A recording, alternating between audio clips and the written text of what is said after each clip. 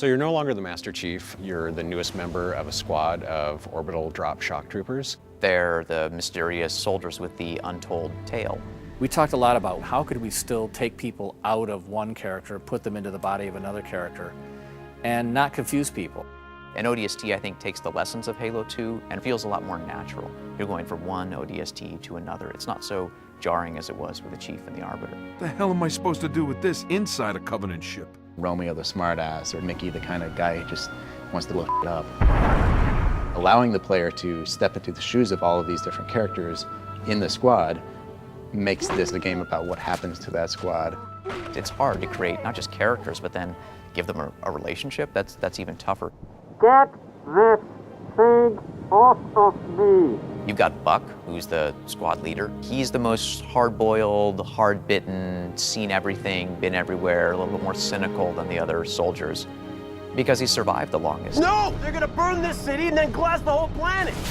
Covenant bastard! It's just like Reach all over again! Buck is the guy you want to be. You believe in him because he cares about his squad. All I care about now is getting my men out of this city.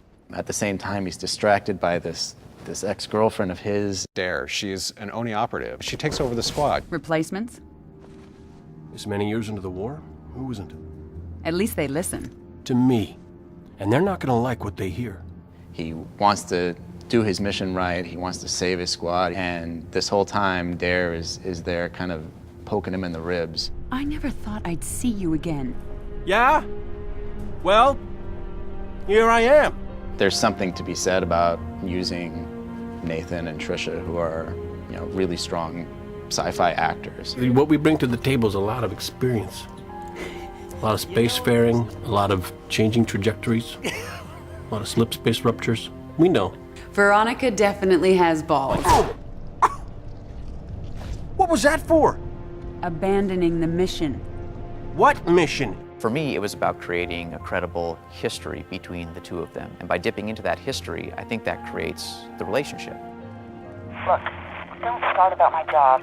We both agreed to end it. That was years ago, Veronica. I'm a little fuzzy on the details.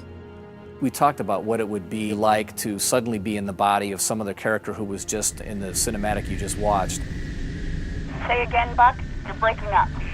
I said stay put. I'm on my way. And then actually hear his voice coming out of your body. We missed our LZ. This grid is packed with Covenant. Be careful. I appreciate the concern. We call them vignettes, and they're basically the last shot of a flashback cinematic, right before you take control of Dutch or take control of Buck. And it's a shot from first person. You can see your arms, you can see the weapon that you're holding. We use it as a kind of a direction indicator or a mission indicator. The player doesn't have control of the camera yet, and the character is kind of easing him into that and leading him into where he needs to be going and what he needs to be doing. You really kind of get inside some of these characters, and I think that the vignettes helped so it wasn't quite so jarring. Mickey, you're with me.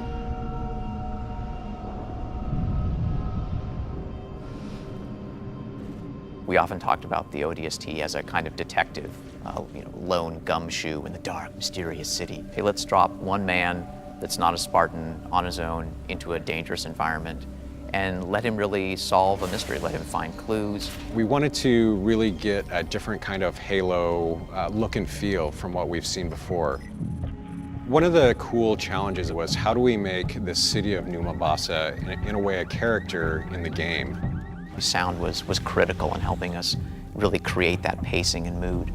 We tried to make everything kind of quieter, especially when you were in the hub. We wanted the hub to be dark and rainy and have that film noir feel. There was a point halfway through the production where the programmer said, we can't implement rain in the engine. Maybe we don't actually have rain falling all over the place, but we have to have the feel of that rain is in the distance. It's raining in that environment because of the sound guys. We also switched the surface types on the ground to kind of have that wet, slappy footstep. As the thing started taking a life of its own, in no way did I want to hear any Halo music reused. It really deserved to have its own flavor from beginning to end. The score that Marty wrote really lent itself to both that film noir feeling and that feeling of loneliness that you have in the hub. How do you make a difference musically from the daytime action scenes and always bring you back to the nighttime hub was a little bit of a challenge. First thing I said is no monks. There just cannot be monks in this thing.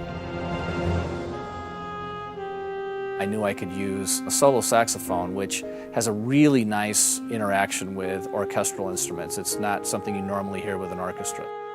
And it could really just change the whole color and feeling that sort of carry you through the hub. As the game itself got bigger and bigger, I needed more and more music, which is why I have more gray hair, so that's how that goes. There are some key elements that you'll find in the city. What if the phones rang? What if the ticket kiosks began to spit tickets and coins came out of vending machines? What if the city was trying to communicate with you? What the heck's going on? Sir, I'm really sorry about this.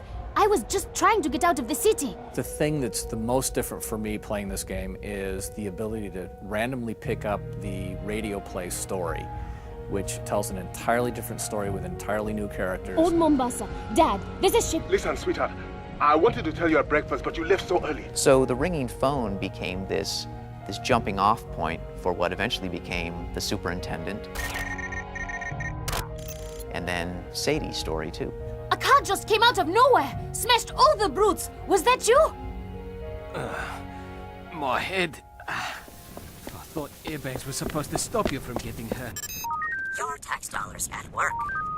So the superintendent's tale is this really neat evolutionary piece that you follow throughout the whole game. It's a very simple story when you get down to it, but it's told in an elegant way, in a complex way. You can understand and enjoy the ODST story if you don't pick up any of the telephones ringing in the city or any of the other objects.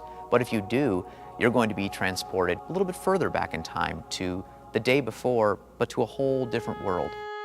Like a detective, you have to put it all together, and it's the layers that make the story so interesting. We wanted to make sure that you met the people of that city. You knew the stakes, what you were fighting for.